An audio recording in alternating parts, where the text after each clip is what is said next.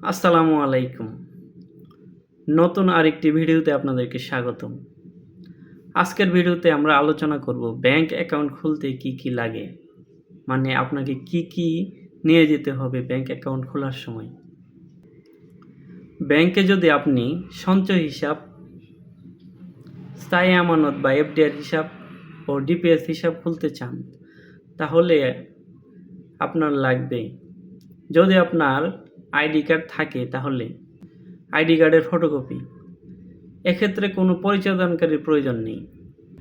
তবে আইডি কার্ডের ঠিকানা যদি ব্যাংকের এরিয়ার বাইরে হয়, তাহলে আপনাকে ইউটিলিটি বিল অথবা নাগরিকত্ব সনদপত্র দিতে হবে। আপনার আরও লাগবে 2 কপি ছবি,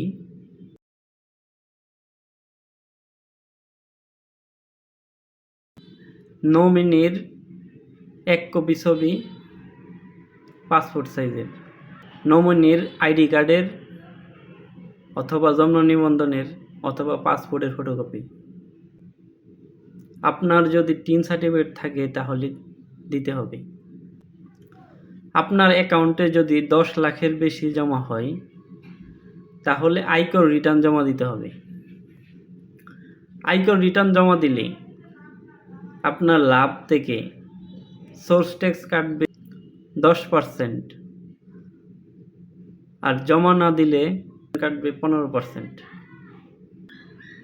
আপনার যদি আইডি কার্ড না থাকে, তাহলে একজন পরিচয়দানকারীর প্রয়োজন হবে। পরিচয়দানকারী অবশ্যই ওই শাখায় অ্যাকাউন্ট থাকতে হবে এবং অ্যাকাউন্টটি সচল থাকতে হবে। আরও লাগবে আপনার 2 কপি পাসপোর্ট সাইজের ছবি। বাকিগুলো আগের মতোই।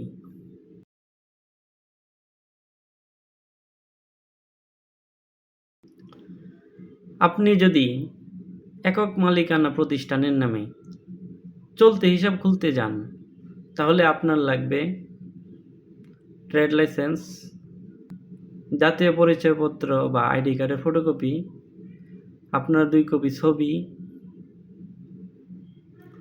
নমিনির 1 কপি ছবি, নমিনির জাতীয় পরিচয়পত্রের ফটোকপি।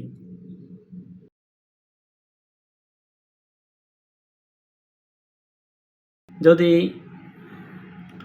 আপনার টিন সার্টিফিকেট থাকে তাহলে জমা দিন। 10 লাখের বেশি জমা হলে আয়কর রিটার্ন জমা দিতে হবে। আয়কর রিটার্ন জমা দিলে উৎসকর কাটবে 10%, আর জমা না দিলে উৎসকর কাটবে 15%।